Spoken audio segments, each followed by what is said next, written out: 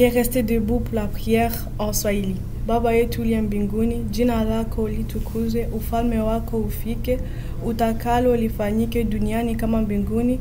Utupe leo chakula chetu cha kila siku, utusamee makosa yetu kama tunavyosamea waliotukosea, usituache kushinda vishawishi, lakini utupoe katika mwovu. Amina.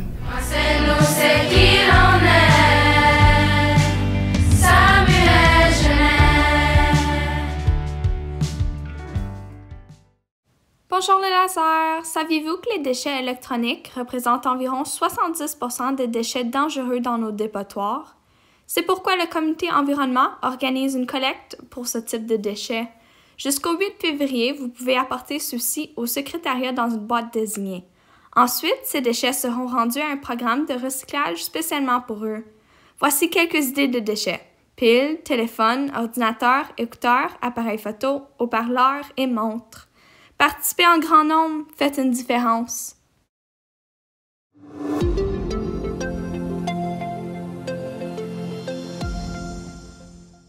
Bon matin les lasers! On a un bel exercice à vous faire vivre d'ici les prochaines semaines. En participant aux activités et aux défis proposés, tu vas découvrir comment améliorer tes relations avec tes amis et ta famille. Il existe une panoplie d'auteurs sur comment améliorer ses relations. Mais aujourd'hui, on aimerait vous parler d'un livre en particulier qui s'appelle « Les 5 langages de l'amour ». C'est un livre écrit par un psychologue qui s'appelle Gary Chapman. Donc, selon lui, les gens ne communiquent pas « je t'aime » de la même façon. Il dit que chaque personne possède un genre de réservoir affectif, semblable à un réservoir d'essence ou à un compte de banque, qui peut se remplir et se vider, si on veut. C'est-à-dire, plus le réservoir est plein, plus la personne se sentira aimée et appréciée. Selon lui, il y a 5 langages d'amour. Donc, les services rendus, les cadeaux bien réfléchis, le toucher physique, la valorisation par les mots, le temps de qualité ou, si on veut, l'attention qu'on accorde à quelqu'un. À quoi ça sert de connaître son langage et le langage des autres? Ben, c'est utile afin de communiquer son affection comme il faut ou son appréciation, mais de manière efficace. L'idée, c'est de remplir le réservoir des autres et leur montrer comment remplir le nôtre. Si mon langage dominant, c'est les services, par exemple, ça ne veut pas dire que c'est la même chose pour les autres. Pour savoir c'est quoi ton langage d'appréciation, ton enseignant ou ton enseignante va te distribuer un questionnaire. Donc, le questionnaire qui ressemble à ceci, a 30 questions. Ça devrait te prendre à peu près 5 à 10 minutes à répondre.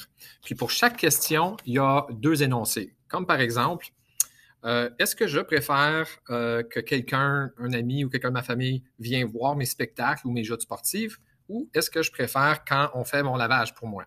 Alors là, je vais choisir lequel je préfère. J'encercle la réponse qui va être équivalente à une lettre, de A jusqu'à D. Puis je fais ça pour chacune des questions.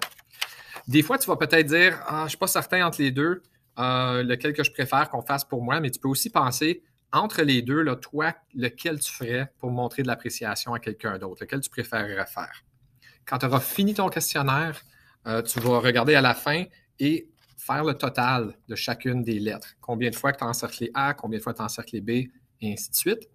Et la lettre qui est là le plus souvent va être équivalente à ton langage d'appréciation. Évidemment, pour que ça fonctionne bien, tu veux répondre individuellement à ceci. Ça concerne toi. Tu veux le faire de façon honnête. Quand tu auras fini ton questionnaire puis tu vas connaître ton langage d'appréciation, on va te donner ton réservoir affectif. Donc, tu vas pouvoir indiquer dedans, en haut ou dedans ici, lequel est ton langage d'affection. Puis ensuite, tu vas le coller sur ton casier. Comme ça, tu vas pouvoir déclarer lequel est ton langage d'appréciation et aussi voir c'est quoi le langage d'appréciation de tes autres camarades ici à l'école. Et maintenant que tu vas connaître le langage d'appréciation des gens autour de toi, tu vas être plus en mesure de bien communiquer ton affection pour eux. Bonne activité!